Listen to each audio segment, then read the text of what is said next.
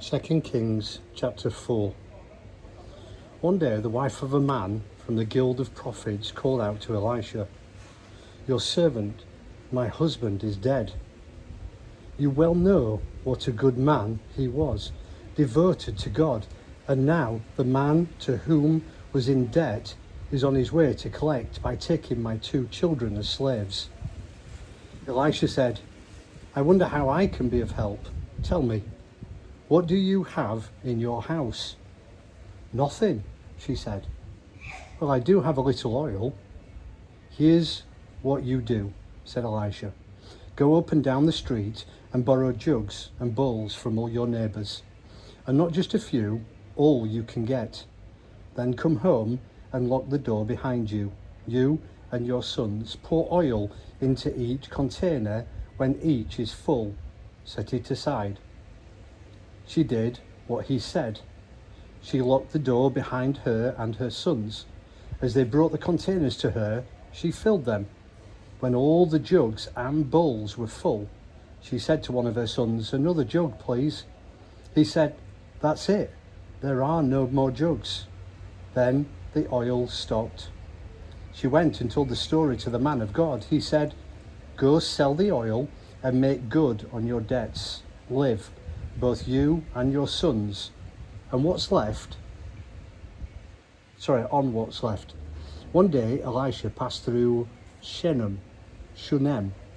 A leading lady of the town talked him into stopping for a meal, and then it became his custom. Whenever he passed through, he stopped by for a meal. "I'm certain," said the woman to her husband, "this man who stops by with us all the time is a holy man of God. Why don't we add on a small room upstairs and furnish it with a bed and a desk, chair and lamp, so that when he comes by, he can stay with us?" And so it happened that next time Elisha came by, he went to the room and lay down for a nap. Then he said to the servant Gehazi, "Tell the Shunammite woman I want to see her." He called her, and she came to him. Through Gehazi, Elisha said, "You've gone far beyond the call of duty in taking care of us. What can we do for you? Do you have a request we can bring to the king or to the commander of the army?" She replied, "Nothing. I'm secure and satisfied with my family." Elisha conferred with Gehazi. There's got to be something we can do for her. But what?" Gehazi said, "Well, she has no son, and her husband is an old man." "Call her in," said Elisha. He called her, and she stood at the open door. Elisha said to her, "This time next year, you're going to be nursing an infant son." "Oh, master, oh, holy man," she said, "don't play games with me, teasing me with such fantasies." The woman conceived a year later, just as Elisha had said. She had a son. The child grew up. One day he went to his father, who was working with the harvest hands, complaining, "My head, my head." His father ordered a servant, "Carry him to his mother."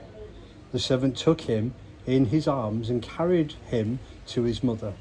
He lay on her lap until noon and died. She took him up and laid him on the bed of the man of God, shut him in alone, and left. She then called her husband, "Get me a servant and a donkey so that I can go to the holy man. I'll be back as soon as I can." "But why today? This isn't a holy day. It's neither new moon nor Sabbath." She said, "Don't ask questions. I need to go right now. Trust me." She went ahead, saddled the donkey, ordered her servant, "Take the lead and go as fast as you can. I'll tell you if you're going too fast." And so off she went. She came to the holy man at Mount Carmel. The holy man, spotting her while she was still a long way off, said to his servant Gehazi, "Look out there. Why, it's the Shunammite woman. Quickly now, ask her, is something wrong? Are you all right?" your husband, your child?" She said, "Everything's fine." But when she reached the holy man at the mountain, she threw herself at his feet and held tightly to him. Gehazi came up to pull her away, but the holy man said, "Leave her alone. Can't you see that she's in distress? But God hasn't let me in on why. I'm completely in the dark." Then she spoke up. "Did I ask for a son, master? Didn't I tell you, don't tease me with false hopes?" He ordered Gehazi, "Don't lose a minute. Grab my staff and run as fast as you can. If you meet anyone, don't even take time to greet him. And if anyone greets you, don't even answer. Lay my staff across the boy's face." The boy's mother said, "As surely as God lives and you live, you're not leaving me behind." And so Gehazi left to take the lead and followed behind. But Gehazi arrived first and laid the staff across the boy's face. But there was no sign, no sound, no sign of life.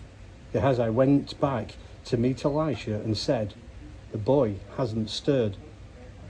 Elisha entered the house and found the boy stretched out on the bed, dead.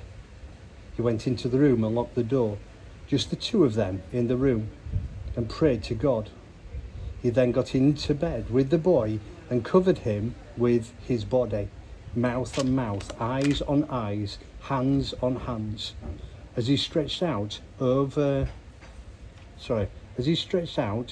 him like that, the boy's body became warm. Elisha got up and paced back and forth in the room. Then he went back and stretched himself upon the boy again. The boy started sneezing. 7 times he sneezed and opened his eyes. He called Gehazi and said, "Get the Shunammite woman in here." He called her and she came in. Elisha said, "Embrace your son." She fell at Elisha's feet, face to the ground in reverent awe. Then she embraced her son and went out with him. Elisha went back down to Gilgal. There was a famine there. While he was consulting with the guild of prophets, he told his servant, "Put a large pot on the fire and cook up some stew for the prophets." One of the men went out into the field to get some herbs. He came across a wild vine and picked gourds from it. Filling his gunny sack, he brought them back, sliced them up and put them in the stew, even though no one knew what kind of plant it was. The stew was then served up for the men to eat. They started to eat and then exclaimed, "Death in the pot. O man of God, death in the pot." Nobody could eat it. Elisha ordered, "Get me some meal." Then he sprinkled it into the stew pot. "Now serve it up to the men," he said. They ate it, and it was just fine. Nothing wrong with that stew. One day a man arrived from Baal Shilasha.